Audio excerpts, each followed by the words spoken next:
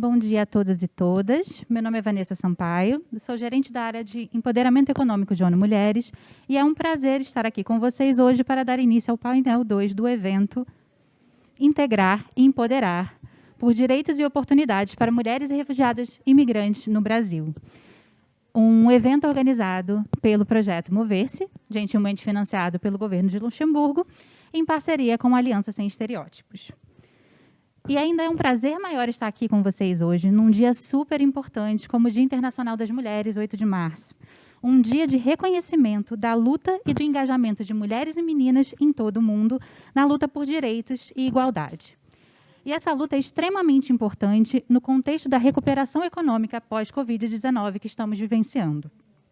Como nós sabemos, as mulheres foram as mais afetadas pela Covid-19, foram as que mais perderam seus empregos, são as que mais estão no setor da informalidade, são as que menos têm acesso à proteção social e, consequentemente, durante a pandemia, são as que mais sofreram com a sobrecarga no cuidado de filhos, parentes e pessoas doentes, evidenciando ainda mais uma já existente crise de cuidados. Como nós sabemos também, as mulheres que mais sofreram nesse contexto são as mulheres que sofrem discriminações múltiplas, como, por exemplo, mulheres negras, indígenas, rurais, ribeirinhas, quilombolas, trans, lésbicas, com deficiência e, claro, mulheres migrantes e refugiadas. Políticas públicas são fundamentais para garantir o acesso a direitos, serviços e o empoderamento econômico de mulheres migrantes e refugiadas. No painel de hoje, vamos ter a oportunidade de discutir a importância de criar políticas públicas e também de adaptar as políticas públicas já existentes para garantir o empoderamento econômico das mulheres migrantes e refugiadas.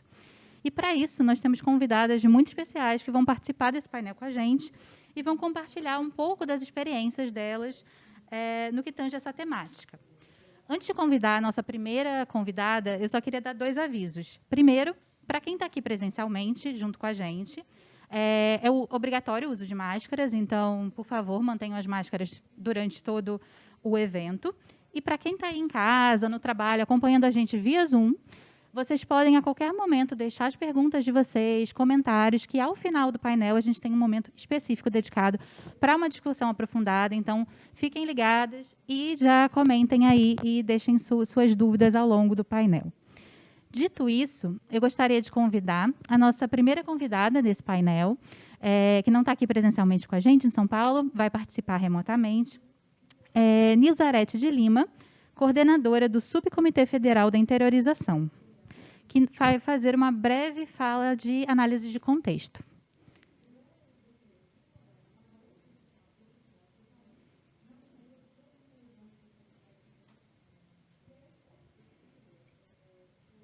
Vindo?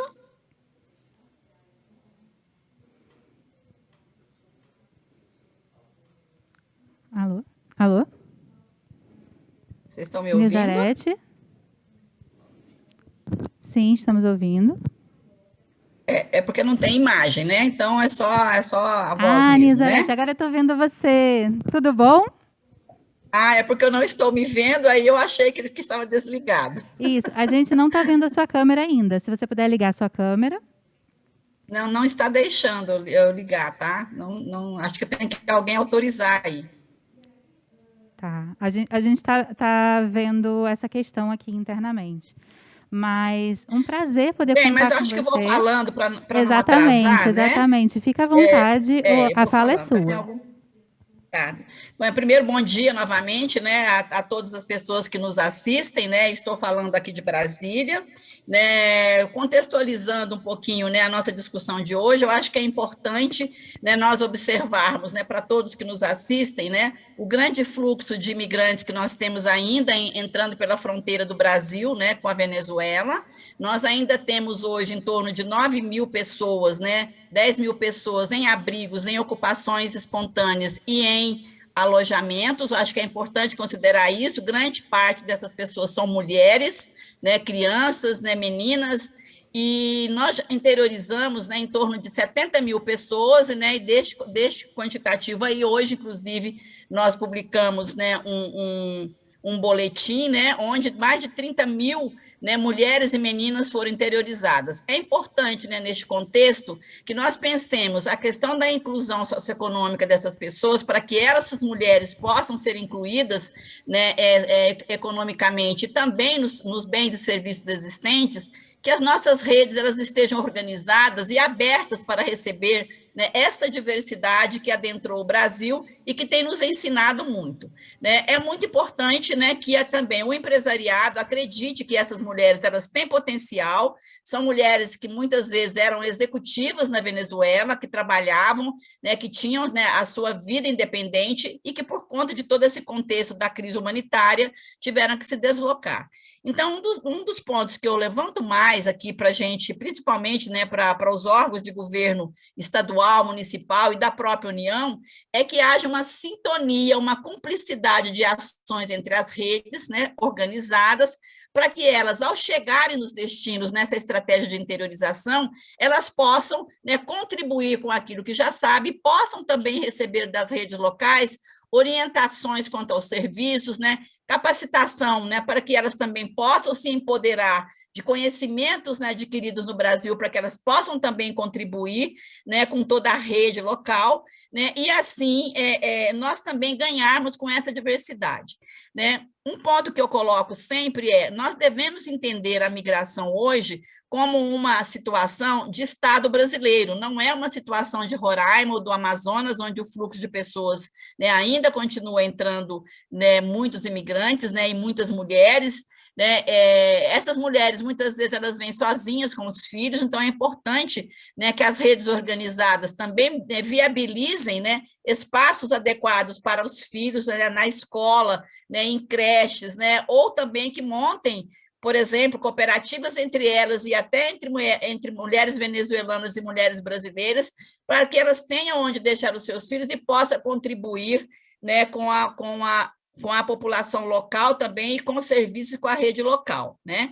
Eu sempre digo, né, que essas mulheres, elas são mulheres que chegaram, né, de um movimento, né, bastante sofrido, mas que trazem uma garra e uma vontade muito grande de contribuir, né, junto com a população local. Então, é importante que a gente acredite, né, cada uma delas tem uma história de vida, né? É importante que a gente ouça as histórias de vida, que a gente ouça e que também a gente busque, né, que essas mulheres também elas saiam, né, nos nossos serviços dando palestras, ensinando, contribuindo, né, para a gente acabar com este preconceito que a gente ainda vivencia, né, de que pessoas que estão em situação de migração são pessoas, né, que chegam, né, e que vêm tirar oportunidades, né, do brasileiro, por exemplo. Isso não é verdade, né? A gente percebe, né, o tanto que elas podem contribuir, o tanto que a população brasileira ganha, né, e o quanto que nós, as equipes, também ganhamos com o aprendizado que a gente tem. Eu acho que eu já estou aí nos meus 5 minutos, mas eu queria dar este cenário geral, esta chamada geral, né, para as redes locais, para a sociedade, né, e para também todo o empresariado que nos ajudem também, né, na perspectiva de contribuição.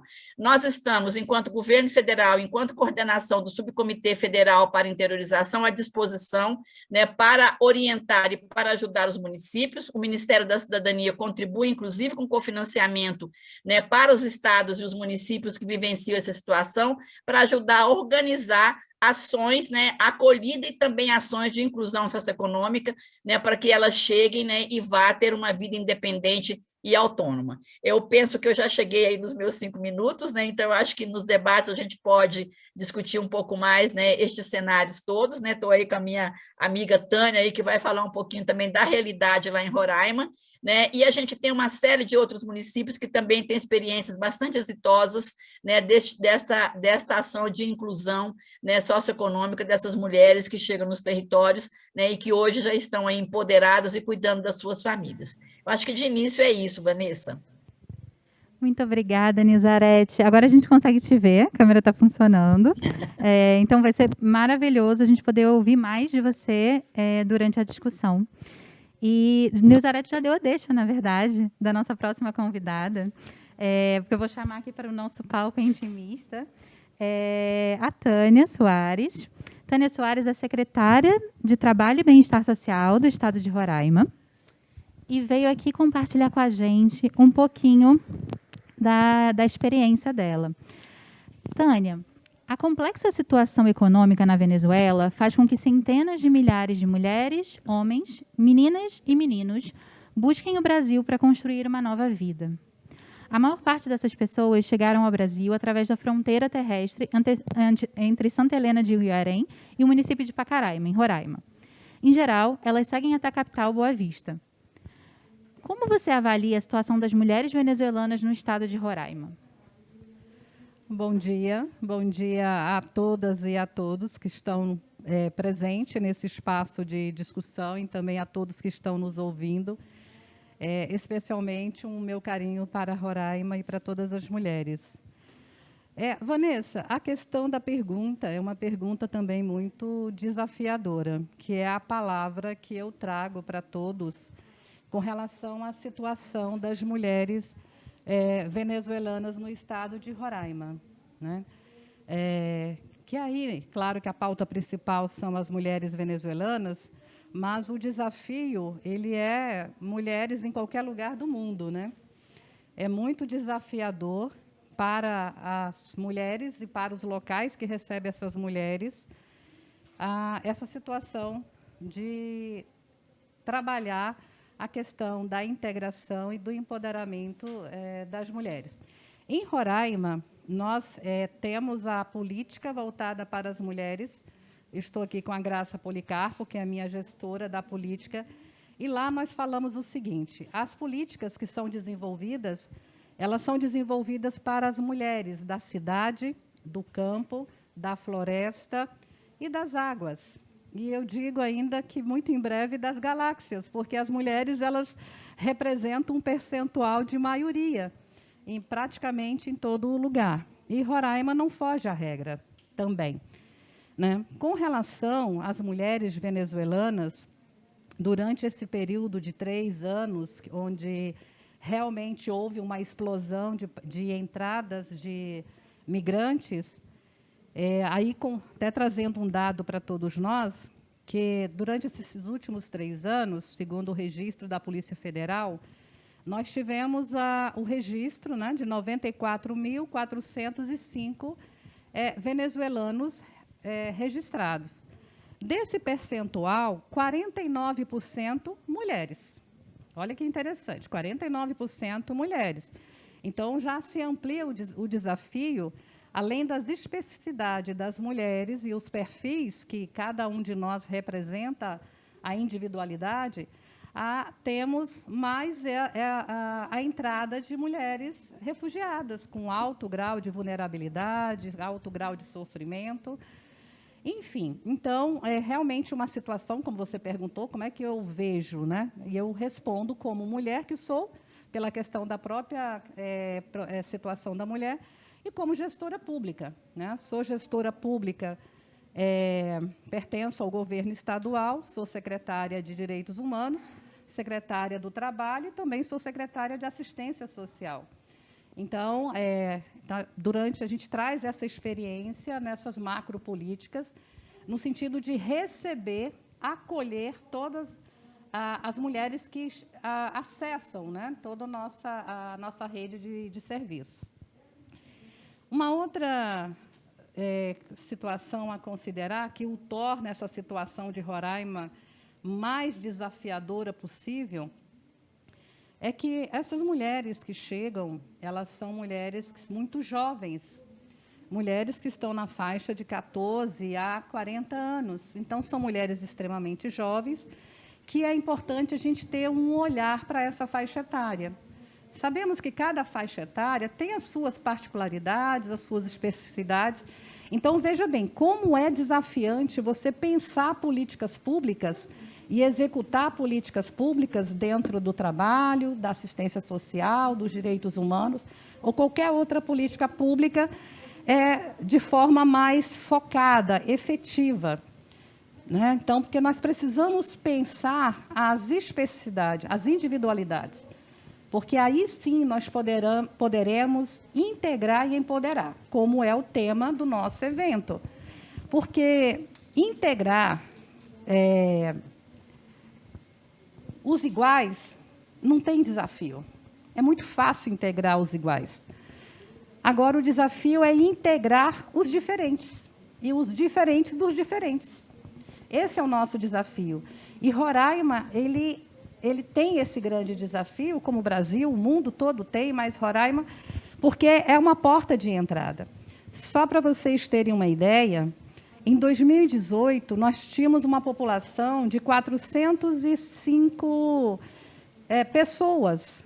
3 anos depois, nós temos 670 pessoas. Quer dizer, olha a explosão populacional que nós recebemos. E um Estado totalmente despreparado até então, até 2018, eu falo porque eu sou gestora pública há 35 anos, mas dentro da pasta como gestão principal do governo atual, agora, né, nesses últimos 3, 4 anos. Então, veja bem, Roraima vivia uma situação com uma economia do contra-cheque, que é um termo muito usado em Roraima, onde o Estado ele não estava preparado para receber de uma hora para outra, né, centenas, milhares de pessoas. E pessoas com perfis diferentes, situações de alta vulnerabilidade, porque o Estado já estava vulnerável. Né? Nós encontramos em Roraima, em 2018, foi 2019, a nossa entrada na gestão, 56% da nossa população estava no nível de extrema pobreza e pobreza. Aí vocês imaginam o que é você já ter uma situação crítica e depois uma entrada. Mas o que eu quero dizer para todos que estão nos ouvindo, que esse fenômeno, esse fato de Roraima e do mundo, com relação às migrações, aos refugiados, né, também podemos olhar e devemos olhar de uma forma muito positiva. É um desafio que traz muitas oportunidades.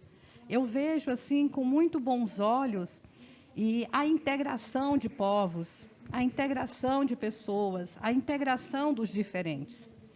É na integração dos diferentes que o desenvolvimento acontece de forma potencializada, né? É claro que o mérito dos iguais é inquestionável, mas é na integração dos diferentes que a explosão de desenvolvimento acontece. Então, nós temos muitas coisas que eu poderia passar horas listando em relação à questão positiva do processo migratório. Né? Mas tem o outro lado também. Né? Mas o lado da crise é o que vai nos movimentar a buscar soluções, a buscar alternativas.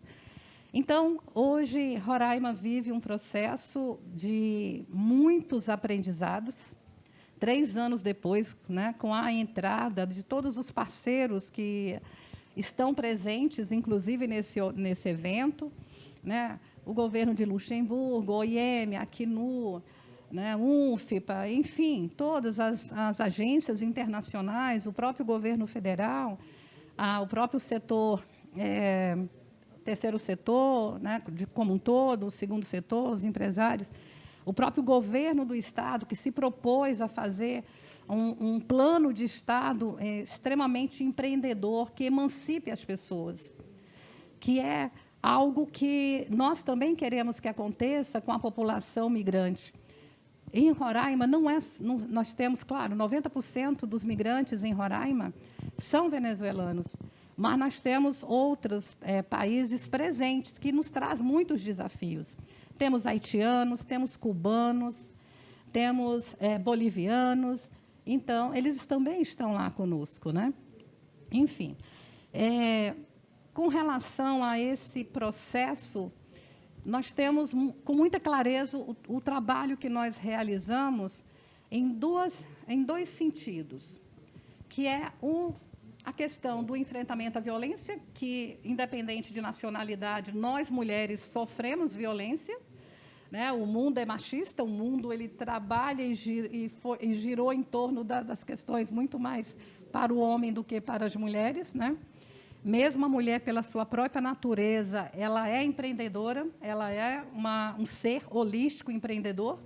às vezes ela não se reconhece dessa forma, acho que aí é a diferença, e não se reconhecer não se torna protagonista da sua própria vida, né? Mas, então, e o desafio mesmo da presença de estar em outro país. Mas, assim, toda a nossa estrutura de Estado, hoje, com uma outra realidade, né? Nós temos uma outra realidade, porque o governo ele é empreendedor, então a nossa capacidade de resposta e de acolhimento, ela se ampliou, e com essa capacidade, é claro que isso vai refletir em qualquer pessoa que esteja no nosso território, né, no Estado. Mais um dado assim para nós: a cada 10 bebês que nascem, 8 são bebês brasileiros, filhos de venezuelanos, né? Isso é fato. Então, em todos os nossos equipamentos e políticas públicas existem a presença das mulheres refugiadas. E aí, pela questão do tempo, eu penso que eu quero fazer um destaque a um projeto que é o Potencializando Mulheres, que potencializa saberes.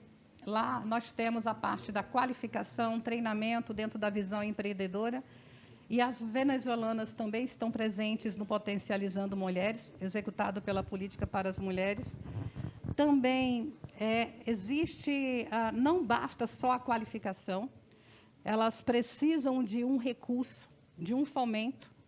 O Estado tem dentro do projeto, elas podem acessar um valor de R$5.000 para que elas possam trabalhar os seus negócios, seus pequenos negócios, e existe toda uma estrutura de acompanhamento. E todos os projetos e programas, eles têm o viés empreendedor, porque a ideia é emancipar, empoderar, dar autonomia. Essa é a nossa proposta dentro de todas as pastas de governo, especialmente a nossa da assistência social e do trabalho. Muitíssimo obrigada, Tânia. Foi incrível poder conhecer um pouco mais da experiência de Roraima, os desafios e, como você terminou brilhantemente falando, as potencialidades. Eu acho que foi super interessante você trazer esse exemplo concreto de política pública, que está totalmente conectado com o tema do nosso painel, e como o eixo de qualificação, capacitação profissional e auxílio financeiro são instrumentos eficazes no que tange à integração socioeconômica de mulheres migrantes e refugiadas. Já estou curiosíssima para saber mais no momento da discussão. E quem estiver aí de casa ou no trabalho acompanhando a gente via Zoom, já pode deixar as perguntas que vocês tiverem, que quiserem conhecer melhor as políticas públicas de Roraima e a fala da Tânia. Já podem deixar suas perguntas aí. E agora a gente vai passar para a próxima convidada. Muito obrigada, Tânia. Também, muito obrigada. E, na verdade, são duas convidadas que não estão aqui com a gente presencialmente, mas tiveram a oportunidade de gravar um vídeo para a gente sobre uma temática que é super importante. A estratégia de interiorização é uma das principais respostas do Brasil em prol da integração socioeconômica das pessoas refugiadas e imigrantes. ONU Mulheres, aqui no UniUNFPA, em parceria com o CEDEPLAR, da Universidade Federal de Minas Gerais, e ainda com o apoio da Federal de Roraima e a PUC Minas, produziu uma extensa pesquisa para entender melhor o impacto da interiorização para a população venezuelana no Brasil. A pesquisa nos traz dados muito importantes sobre como as mulheres estão sendo impactadas por essa experiência. A Flávia Muniz, especialista de empoderamento econômico aqui de ONU Mulheres, e a professora doutora Gisela Zapata, coordenadora de gênero da pesquisa, vão nos falar um pouco sobre os resultados dessa pesquisa através desse vídeo que agora a gente vai passar para vocês. Olá a todas e todos, eu sou Flávia, eu sou especialista em empoderamento econômico na ONU Mulheres e desde 2018, quando eu tive a oportunidade de abrir o escritório da ONU Mulheres em Roraima, eu tenho trabalhado com um foco bem específico nas mulheres refugiadas e imigrantes, em especial tendo em vista o fluxo migratório da Venezuela ao Brasil. E também desde 2018 a gente tem acompanhado muito de perto a estratégia da interiorização. Como vocês sabem, é a principal estratégia do governo federal para a integração socioeconômica das pessoas refugiadas e imigrantes da Venezuela, conta com o apoio das Nações Unidas, da sociedade civil, e é basicamente apoiar para que pessoas, né, que vieram da Venezuela e estão em Roraima e que tenham interesse possam ir para outros estados do Brasil para que aumente, assim, as suas chances de integração socioeconômica realmente na sociedade brasileira. E desde que a gente começou a acompanhar, né, a interiorização, lá bem desde o seu começo, a gente tem percebido que mulheres e homens acessam as oportunidades de interiorização de maneiras diferentes. E foi com essas observações em mente que nós nos juntamos ao UNFPA e ao Acnur e buscamos o apoio do CEDEPLAR, né, que é liderado pela Universidade Federal de Minas Gerais, mas conta também com o apoio da PUC Minas e da Federal de Roraima, para fazer uma pesquisa realmente ampla que buscasse entender como as pessoas estavam vivendo a interiorização, né, tanto homens quanto mulheres. E aí essa pesquisa entrevista não só pessoas que estão abrigadas em Roraima, como também pessoas que já foram interiorizadas e compara esses dados com a PNAD contínua, né, que é como a gente consegue comparar com a população brasileira em geral. E o que a gente começou a perceber a partir dessa pesquisa? Que as mulheres acessam menos oportunidades do que os homens. Então, a taxa de desocupação entre mulheres é mais alta, a taxa de participação na força de trabalho é mais baixa para mulheres, a taxa de subutilização da força de trabalho é mais alta para as mulheres, os níveis salariais são diferentes, as mulheres, mesmo depois da interiorização, estão recebendo menos do que os homens. E, por outro lado, a informalidade é maior, né? Então, a gente tem mais mulheres na informalidade, mesmo depois da interiorização, do que homens. O que a gente precisa fazer a partir desses dados? Bem, eu vou convidar aqui a minha colega, professora da Universidade Federal de Minas Gerais, Gisela Zapata, para trazer algumas recomendações que podem surgir a partir do levantamento desses dados. As nossas principais recomendações incluem a necessidade de planejamento de políticas públicas de meio e longo prazo que apoiem o processo de integração social e econômica contínua da população venezuelana no Brasil, tanto aquela que está em Roraima quanto aquela que é realocada para outros estados do país, bem como de estratégias locais e regionais de apoio a partir de um diálogo mais próximo com os poderes públicos e as populações locais. Além disso, a pesquisa, então, indica o impacto da desigualdade de gênero antes, durante e após a interiorização sobre as mulheres venezuelanas em diversas áreas, principalmente no que se refere a trabalho e renda, proteção e promoção dos direitos de mulheres e crianças. Assim, sugerimos que a dimensão de gênero seja tomada transversalmente na formulação e implementação de políticas junto à população venezuelana, em diálogo com as políticas de proteção e promoção dos direitos de mulheres e da população LGBTQIA+, no país. Estaremos aqui para responder suas perguntas. Muito obrigada. Bem, perfeito.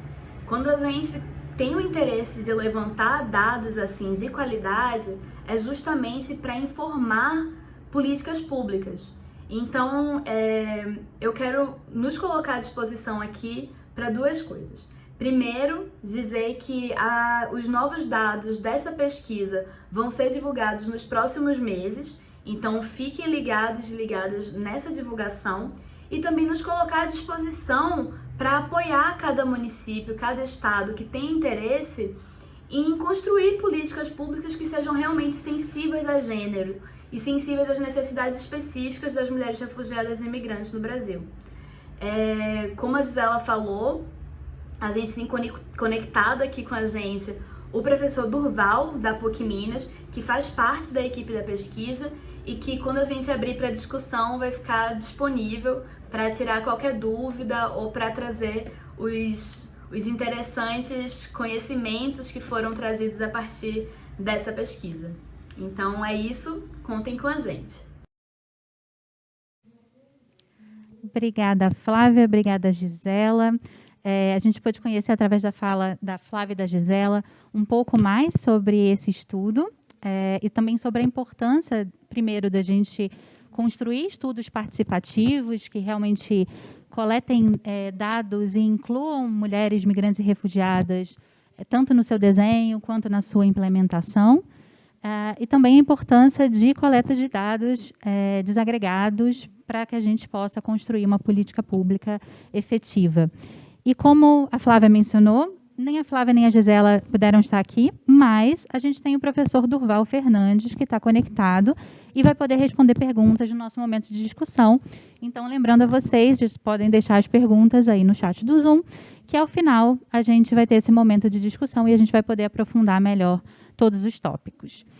E dito isso, vamos passar para uma outra convidada presencial muito especial que está aqui com a gente, a Marifer Vargas, que eu convido agora para vir se juntar aqui no nosso palco bastante intimista. Obrigada, Marifer. Marifer, ela é uma mulher venezuelana, vocês já conhecem ela, se vocês estavam acompanhando a abertura do evento, vocês já conhecem ela. Ela atualmente mora e trabalha aqui em São Paulo, e ela veio também compartilhar um pouco da experiência dela com a gente. Então, a gente estava falando sobre, Marifer, como políticas públicas bem construídas e que integram mulheres refugiadas, imigrantes, são capazes de realmente mudar vidas. Como você acredita que as políticas públicas brasileiras te apoiaram no seu próprio processo de integração à sociedade brasileira? Tá. Primeiro, obrigado por me convidar. Para mim sempre é uma emoção, é uma alegria, é um gosto chegar nestes espaços, não? E é de muita honra o fato de conseguir falar por aquelas que não estão no meu lugar. Eu me apodero das vozes dela e levo tudo o que a gente precisa gritar para que todo mundo saiba, né? Bom, as políticas públicas construídas, elas abraçam, basicamente, 4 ou 5 aspectos do que seria a garantia dos direitos das mulheres refugiadas ou migrantes ou dos migrantes e refugiados no Brasil, né? No caso daqui de São Paulo, que seriam geração de renda, seriam situação de violência, seria acesso à moradia, saúde e educação. As políticas públicas acham que, nesse sentido, a gente está abraçado e acolhido se tem garantia desses 5 aspectos, né? Então, mas o que acontece é que a gente, quando a gente vivencia isso na pele, você se dá conta que não é suficiente, que não é só até aí.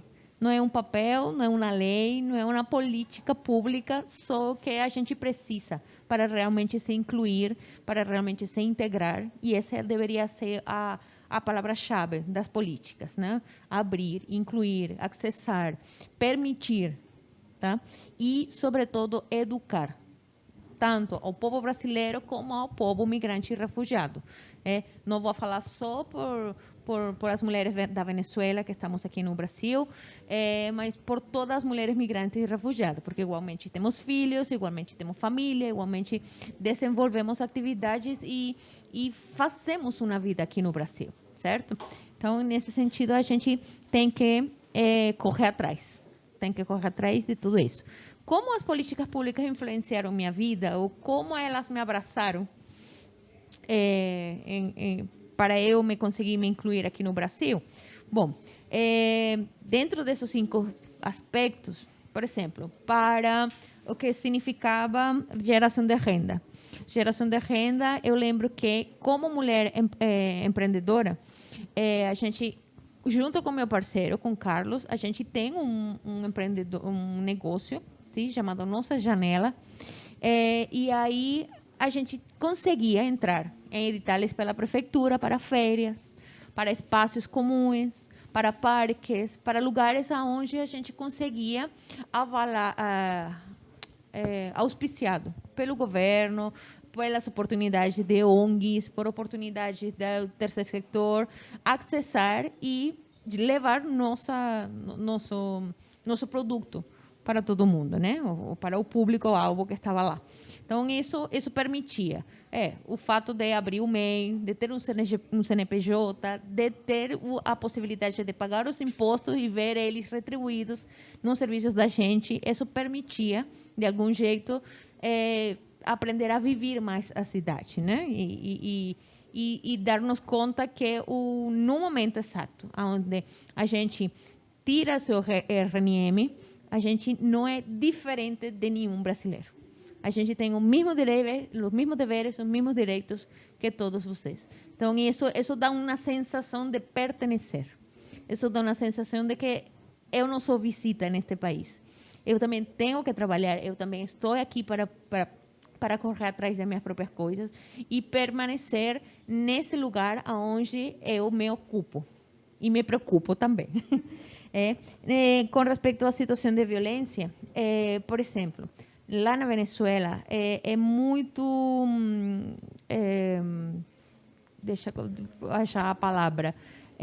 O problema da violência contra a mulher é um assunto bem, sei lá, muito oculto, no sentido de que, logicamente, somos um país latino-americano e temos uma cultura machista muito grande, muito forte, e de poucos anos para cá é que realmente se estão fazendo leis que protejam diretamente a mulher, né? Chegar em um país como o Brasil e descobrir que a gente tem uma lei, Maria da Penha, e que você pode sim, e você consiga ler a ela, e você consiga gritar para seu vecino, para sua vecina, me ajuda, e ele está na obrigação de ajudar a você, isso a gente não tem. Tá? E se apoderar desse tipo de ferramentas públicas faz muita diferença. Porque você pode imaginar, seja em Roraima, seja em São Paulo, seja no Rio Grande do Sul, seja em toda a cidade que a gente, no caso da Venezuela, é interiorizada. A gente não conhece a língua, a gente não sabe como acessar aos direitos, a gente não sabe como acessar a um lugar onde, olha, me ajuda, mas que tem uma lei que garante sua segurança e das suas filhas, e de sua vecina, e de sua mãe, e de sua avó, né? E até, bem no fundo, a segurança do próprio homem, né? Porque também coloca ele no seu lugar, é que tem que ser o lugar do respeito, o lugar da harmonia. Então, isso permite que as taxas de violência, a mulher se empodere, porque sabe quando está sendo maltratada, quando está sendo violentada, quando está sendo vulnerado seu espaço próprio físico, né? Com respeito ao acesso à moradia, água, saneamento e higiene, é um drama total. É um drama total. Se você, por exemplo, acesso à moradia, se você não aluga diretamente com o proprietário, esquece. E para isso, você tem que procurar, sei lá, 1000 lugares onde aceitem suas condições. Tá? Então, a gente não é carteira assinada, a gente não recém chegou, a gente não consegue entender um contrato de aluguel, que é muito diferente o aluguel lá na Venezuela, no caso. E é bem... o acesso diretamente é bem mais complexo. Então, já falava García Márquez, um escritor colombiano, a gente não vive aonde quer, sino aonde pode. A gente não mora onde quer, senão onde pode. Onde pode seu bolso, onde pode o salário que ganha, onde pode acessar. Sim, então, não é casualidade, não é um assunto de mágica que toda a zona leste de São Paulo é a zona preferencial da população migrante. Tá? Então, a gente tem que mapear e entender por quê. Por que a zona leste? Por que não o norte? Por que não o sul? O sul está começando, mas por aquela conurbação entre a zona leste e a zona sul. Mas faz muito sentido você saber e conhecer a que você tem direito. Que você abre a torneira e tem que ter água, que você sabe que a energia elétrica você pode reclamar no sentido de ir até, no caso, Enel, a companhia de eletricidade, e você colocar no seu próprio nome, não importa que você seja estrangeiro, porque no formulário aparece RG/RNM, para você colocar seu nome e colocar seu próprio número de documento. Isso é parte das lutas das políticas públicas. E com respeito à saúde, é um tema bem polêmico e bem delicado, porque eu lembro que eu estava em uma consulta médica um dia e tinha uma menina de Haiti e ela ia para o ginecologista. Ela falava espanhol e falava crioulo, mas não falava português. Ela entrou no médico e quando saiu, durou, sei lá, 2 minutos. E logo dela eu tinha que entrar. E aí eu falei, tão rápido? Já? Ela falou, não, é que ele não me entende. Ok. Ele perguntou seu nome? Não, ele leu aí na ficha e ele falou para que eu estava aqui e já. Mas ele não revisou você, não perguntou alguma outra coisa. Não, é que ele não fala nem espanhol, nem fala crioulo. Então, ele passou um remédio, um antibiótico e já. Mas você precisa de antibiótico? Não, eu não tenho febre, eu não tenho nada. Tem como a gente se comunica. E esse é o caso dessa menina, é o caso das mães que levam os filhos para o pediatra e não entendem nada, é os casos das famílias que vão a planejamento familiar e não conseguem compreender. Sim? Então, a gente tem que avançar muito no sentido da política pública na saúde. A gente agradece muito ao Brasil pelo simples fato de nos permitir nos vacinar. Porque isso nos garante igualdade de direito. Eu fiz fila enorme lá na UBS, onde eu moro, com um monte de brasileiros mais. E a gente não se diferenciava um do outro. Se eu não falava, ninguém percebia o sotaque. Se eu não falava, ninguém percebia, ela de onde? Que é a pergunta mais comum. Então, isso permitia que a gente, novamente, reforço, a gente sentir que pertence. E nível de educação, é uma lista muito longa que temos por em frente, desde a papelada até o acesso ao ensino médio, ensino superior. Eu acho que a gente não deveria de ter aquele tratamento de cota no caso dos refugiados. A gente deveria ter acesso, como todo mundo. Assim como os negros deveriam ter acesso a todo, assim como a comunidade LGBT deveria ter acesso a todo, como todo mundo. E isso faz parte de nos integrar, de nos incluir e de pertencer a um lugar. Sim. Então, desse jeito, me influenciaram as políticas públicas. Muito obrigada, Marifé. Eu achei incrível, sua fala foi muito impactante. Acho que você deu um panorama super interessante em diferentes níveis de política pública, de como elas impactam a vida de mulheres migrantes e refugiadas. Então, você falou sobre acesso à renda, você falou sobre acesso à moradia, saúde, educação. Citou o exemplo super interessante do impacto, né, da Lei Maria da Penha, enquanto um marco, né, de enfrentamento à violência contra a mulher. E acho interessantíssimo, e acho que isso informa já a nossa conversa com a próxima convidada, como você discute e pontua sobre a questão da disponibilidade de políticas públicas não serem suficientes, elas têm que ser acessíveis. Né? E a questão de se questionar, né? A questão de trazer o questionamento. Então, olhar para as políticas que a gente tem e se questionar. Então, agradeço muito, Marifé, pela sua fala agora. A gente, para quem está aí acompanhando via Zoom, a gente já vai trazer a Marifé daqui a pouco de novo para o momento da discussão. Então, deixem suas perguntas aí no chat. E agora a gente vai convidar a nossa última convidada, que também está aqui presencialmente. Obrigada, Marifé.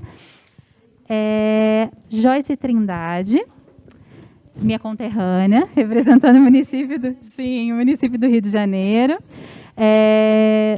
da secretária de Políticas para as Mulheres do Rio de Janeiro, e está aqui conosco para trazer um pouquinho também sobre a sua experiência com a temática. E aí, Joyce, tendo em vista as importantes informações compartilhadas até agora no painel, por todas as outras panelistas, a gente reconhece que os municípios têm um papel fundamental no processo de integração socioeconômica das mulheres refugiadas e imigrantes. Você pode contar para a gente um pouquinho sobre a sua experiência enquanto secretária e quais exemplos de políticas que estão sendo implementadas ou serão implementadas no município do Rio de Janeiro? Com toda certeza. Boa tarde, muito bom estar aqui com vocês, trocando ideias, trocando experiências e vivências também, né? Quando a gente fala justamente de mulheres, a gente fala de diversas vivências que nos atravessam e que somos muito diferentes a partir disso. Então, a política pública também precisa contemplar, né, as nossas vidas. Então, quando a gente fala de mulheres brasileiras, mulheres migrantes, né, mulheres refugiadas, a gente está falando justamente disso, de contemplar um serviço público que nos entenda e que fale, ó, ela tem diferença X, Y, Z, estamos aqui para justamente atendê-la e não colocar a gente dentro de um único ser chamado mulher. Não, somos mulheres e é importante reforçar isso. Lá no Rio de Janeiro, né, sou secretária de Políticas e Promoção da Mulher, é uma das poucas secretarias de mulheres, inclusive, infelizmente, no estado do Rio de Janeiro. Então, é muito importante a gente pontuar isso, da relevância da gente criar, né, secretarias que realmente pautem as nossas vidas com compromisso que deve existir. Né? Porque quando a gente fala justamente de criação de secretarias de mulheres, estamos colocando justamente, ó, esse é o caminho, temos a prioridade, né, a seguir, e nossas mulheres são as potências de todas as cidades. Né? Quando a gente vai olhar lideranças comunitárias, são as mulheres que lideram. Quando a gente vai olhar lideranças de favelas, por exemplo, são as mulheres que estão no front. E assim por diante. Então, um pouco disso. Para não me alongar tanto, porque eu sou uma grande faladeira, vou me atentar às políticas na pauta, né, de imigração e refúgio.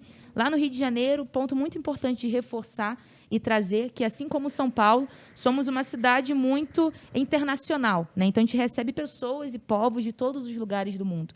Né? Isso vem os desafios da gente justamente agregar essa população para se sentir parte. E aí é Mayfair, né? Mayfair. Eu já estive na Venezuela em 2018, né, tive uma grande oportunidade de estar conversando com lideranças jovens daquele território, inclusive, grandes delas eram mulheres. Né, então, te ver aqui falando justamente me contempla também, porque eu sei dos desafios, né, dessas populações, sei não, mas compartilho desses desafios, né, da população refugiada, e Venezuela é um dos lugares que eu tenho muito carinho também, então, obrigada por partilhar. E, diante disso, quando a gente olha o Rio de Janeiro, a gente tem que olhar justamente no âmbito da economia também, de como a gente pensa a possibilidade da empregabilidade dessas mulheres. Né? A gente tem justamente cenários muito complexos, onde todos vocês sabem, né, que mulheres migrantes e refugiadas vêm para os países, entretanto, seus diplomas e o seu trabalho não é reconhecido nesse novo lugar. Então, a gente justamente está nesse desafio de entender como a gente insere essas mulheres nos mercados de trabalho, sejam aqueles mercados formais, né, ou outros formatos também de geração de renda, entendendo que o desafio, né, é muito grande nesse âmbito da empregabilidade, num contexto nacional, bem como sabemos. Né? E um deles, por exemplo, o primeiro passo que a gente faz justamente é o mapa da mulher carioca, que é um mapa para a gente entender as mulheres que vivem no Rio de Janeiro. Quem são elas? Sejam elas nascidas, sejam elas refugiadas, sejam aquelas que escolheram o Rio de Janeiro para ser seu novo lar. E a gente faz esse mapeamento, que é a partir de dados do próprio município, como também consultas públicas participativas, para a gente entender o que você, mulher que vive o Rio de Janeiro, quer para essa cidade. Qual o seu perfil de trabalho? Qual o seu perfil educacional? Você é mãe? Não é? Como você imagina o Rio de Janeiro para uma mulher? Isso foi muito bacana, a gente fez no final do ano passado, a gente vai fazer mais uma parte também esse ano, para justamente conseguir consolidar essas informações. E usar como estratégia mesmo de mudança social. Ah, mulheres isso, aquilo outro, vamos deixar para o dia 8 de março. Não. Mulheres é o ano inteiro, somos estratégia de mudança social e de economia. Então, o Mapa da Mulher Carioca traz como ferramenta para a gente incidência, né, efetiva nas políticas públicas, na política no geral, e conversar com tantos outros representantes. Então, começamos daí o cenário. Né? E aí, trazendo o recorte justamente para as mulheres imigrantes e refugiadas, a gente, em todas as nossas políticas, colocamos justamente, né, reservas de vagas para todas elas. A gente fechou parceria com outras instituições, né, desde a Acnur, como também Caritas, como a COIM e outras mais, para justamente esse público chega até nós, Rebeca, minha assessora maravilhosa, que pauta comigo a parte de imigração, justamente para elas encaminharem para a gente esses públicos e elas são incluídas nos nossos programas de qualificação profissional nesse primeiro momento. Né? Então, por exemplo, nós temos a Casa da Mulher Carioca, que que são espaços de qualificação profissional, como também de atendimento às mulheres, né? Os nossos times ainda não possuem, né, a expertise em outros idiomas, mas para a gente conseguir justamente suprir essa demanda, a gente também fez uma parceria com a IEM para criar o site Rio Mais Seguro para as Mulheres. Ele é traduzido em português, inglês, espanhol e francês,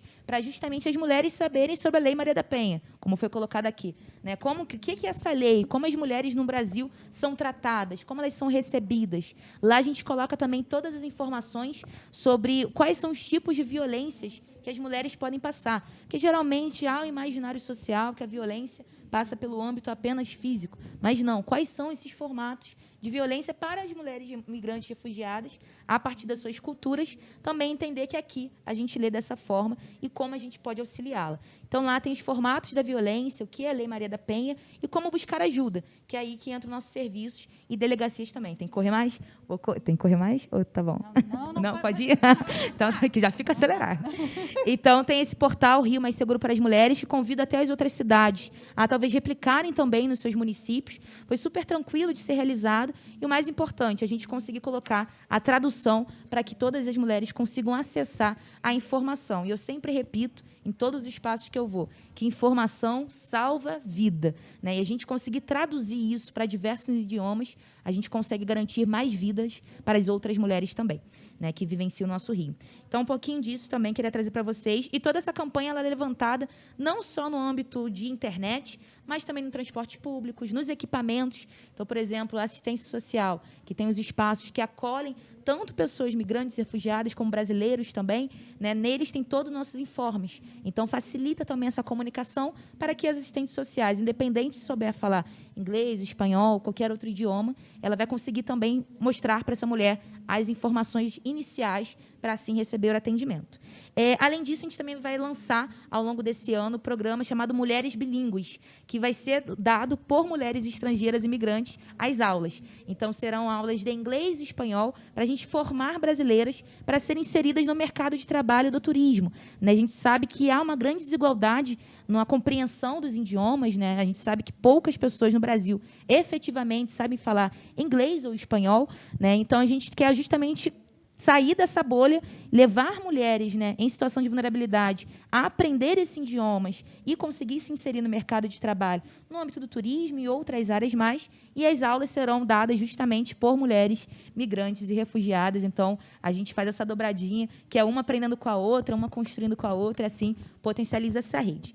E, para finalizando também, a gente entende que um dos programas muito interessantes, não só para as mulheres, né, nesse contexto de migração e refúgio, mas também para as brasileiras em situação de vulnerabilidade, é também a área da tecnologia. A gente está muito feroz em colocar e inserir mulheres nesse âmbito, porque, é uma nova linguagem, então você não precisa necessariamente ter uma grande expertise em português ou qualquer outro idioma. Você vai aprender uma nova língua, dado que é a linguagem da programação. E esse é um mercado que está mais em expansão no Brasil como um todo, né? A gente tem um déficit de profissional, né? Nem de vaga, de profissionais, e a gente quer disputar de forma muito concreta a participação e inserção de mulheres nesses mercados. Então, a gente está lançando já uma turma agora em março, com 100 pessoas, sendo 15 delas para as mulheres migrantes e refugiadas, em parcerias, né, com outras instituições internacionais que vão trazer para a gente essas mulheres.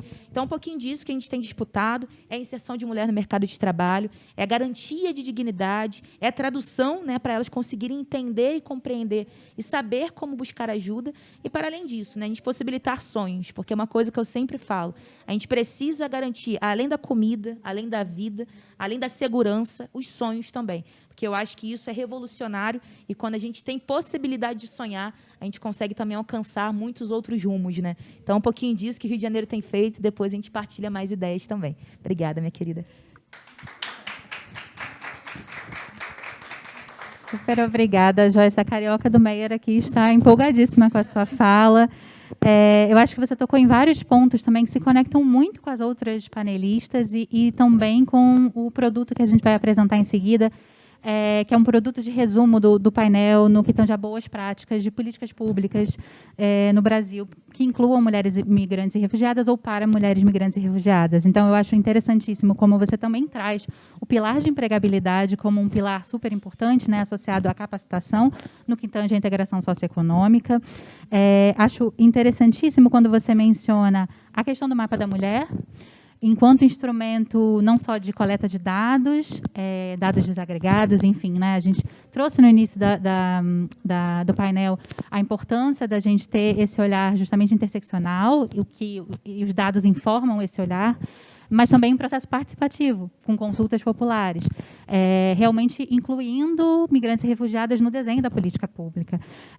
Acho também interessantíssimo, principalmente quando a gente pensa, né, no contexto de recuperação econômica pós-Covid-19, como a gente trouxe no início do painel, que não existe uma recuperação econômica sem as mulheres, então isso vem muito também na sua fala, e principalmente a questão dos idiomas, que é uma barreira bastante grande, também foi trazida pela Mari Ferri, foi trazida em outras falas, para a integração socioeconômica de mulheres migrantes e refugiadas no Brasil.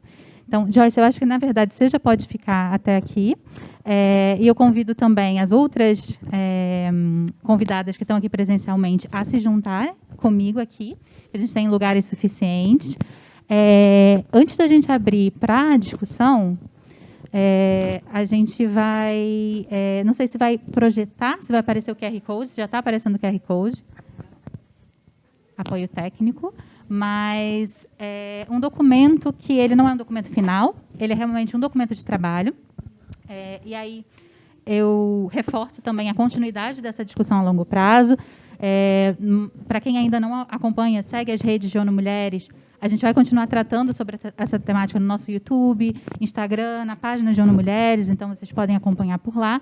Um documento inicial de trabalho, e aí, enfim, agora sim, QR Code, que vocês podem acessar, que resume um pouco dos principais pontos que a gente discutiu e vai nortear um documento final em que a gente vai consolidar todos os achados desse debate. Bom, o tema do painel, resgatando, era políticas públicas de integração socioeconômica, iniciativas públicas que mudaram a vida de mulheres refugiadas e migrantes. E aí a gente destacou, durante o painel, que municípios podem empoderar economicamente, se a gente for fazer um resumo, por meio de duas estratégias. Ou adaptando iniciativas já existentes para a efetiva inclusão de mulheres migrantes e refugiadas, e a gente viu vários exemplos aqui no painel, como desenvolvendo novas iniciativas especificamente voltadas para a população de mulheres refugiadas e imigrantes. E aqui eu acho bom destacar, que é algo que a gente falou no início, mas não aparece toda vez em toda fala, quando a gente fala de mulheres migrantes e refugiadas, a gente está olhando mulheres migrantes e refugiadas em sua diversidade também. Então, mulheres imigrantes e refugiadas negras, mulheres imigrantes e refugiadas indígenas, com deficiência, cada uma com o seu grupo de prioridades e necessidades específicas, e, assim, alguns exemplos de estratégias para integrar mulheres refugiadas e imigrantes em políticas públicas já existentes. Algumas delas mencionadas aqui pelas nossas convidadas. Oferecer oportunidades de capacitação para servidoras e servidores públicos sobre a interseção entre gênero, refúgio e migração e suas interseccionalidades. Desenvolver e divulgar amplamente materiais educativos que expliquem para a população refugiada e imigrante o funcionamento de políticas públicas municipais. Então, a gente entra aqui no quesito da acessibilidade às políticas públicas, e informação. É importante que o material esteja disponível em diversos idiomas. Como a gente destacou, o idioma é uma barreira no acesso, e que seja desenvolvido tendo em mente diferenças culturais que podem dificultar a compreensão. Então, realmente se adaptando ao contexto.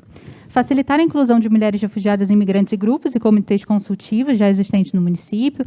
Acho que, nesse sentido, o exemplo trazido pela Joyce, de consulta popular, ele é um exemplo que se enquadra nesse quesito. Contratação de profissionais capacitados para atender a população refugiada e imigrante dentro das iniciativas já existentes em diversos idiomas, que é um ponto também que Joyce trouxe na fala dela. E a gente tem outro pilar, assim, vocês podem consultar o documento através do QR Code, tem uma seleção de vários exemplos, várias boas práticas de diversos municípios nesse sentido. E a gente tem também o pilar de estratégias para o desenvolvimento de iniciativas específicas para mulheres migrantes e refugiadas em sua diversidade. Então, por exemplo, oferecer oportunidades de capacitação construir grupos e comitês consultivos, desenvolver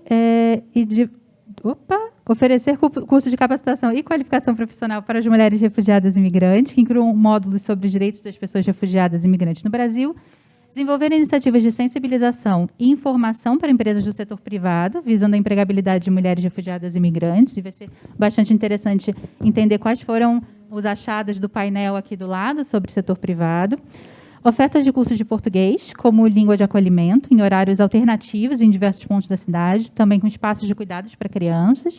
Atividades de orientação em regiões onde há prevalência de pessoas refugiadas e imigrantes sobre os direitos trabalhistas e serviços públicos de apoio ao trabalho decente.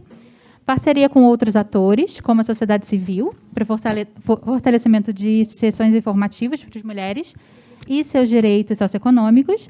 Desenvolver trabalhos de sensibilização junto a empresas locais para que possam participar da integração socioeconômica de mulheres refugiadas e imigrantes e propor iniciativas que possam facilitar a contratação de mulheres que são as únicas ou principais cuidadoras e pessoas com necessidades específicas, como a disponibilização de mais vagas em creches e ou a proposição de outros espaços de cuidado para crianças, que eu acho que se conecta bastante com aquela fala inicial em que a gente menciona os impactos da pandemia e a crise de cuidados. Vocês vão poder acessar depois a versão final desse documento e a gente fica super feliz também de receber contribuições de vocês que estão acompanhando aí pelo Zoom. Eu queria só confirmar, a gente segue? Não, a gente não vai ter espaço para as perguntas? Gente, eu prometi ao longo da live inteira que ia ter espaço para as perguntas, mas a gente se compromete, eu me comprometo, Vanessa Sampaio de ONU Mulheres, a encaminhar as perguntas, os comentários para as nossas panelistas, Marifé, Joyce, Tânia, Nilzarete, que não sei se ainda está nos acompanhando, Flávia e Gisela, que enviaram o vídeo. Eu agradeço muitíssimo a participação de todos vocês, compartilhando as suas experiências, suas vivências. Parabenizo vocês no nosso dia de luta, enquanto mulheres na nossa diversidade. Agradeço muito a participação da nossa audiência presencial e também vocês que acompanharam a gente aí pelo Zoom. A gente fica aqui disponível para seguir com esse diálogo e a gente deseja uma boa tarde para todos vocês que estão acompanhando aí pelo Zoom.